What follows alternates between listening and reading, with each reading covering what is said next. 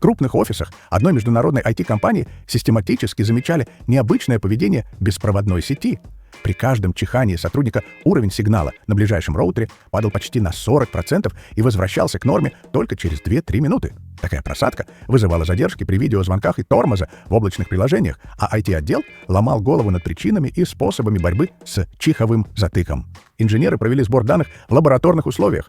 Эмулятор дыхания воспроизводил звуковые волны чиха на разных частотах, а анализатор беспроводных интерфейсов фиксировал снижение мощности сигнала.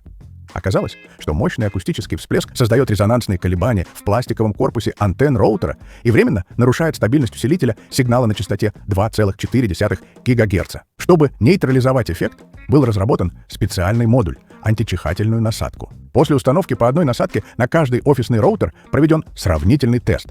Стабильность сигнала, падение мощности не превышало 3-5% и восстанавливалось в течение 100 миллисекунд. Качество связи, видеозвонки и VoIP-сессии не прерывались и сохраняли среднюю задержку ниже 20 миллисекунд. Удовлетворенность сотрудников выросла на 18%. Теперь никто не боится чихнуть в разгар конференции. Так вот,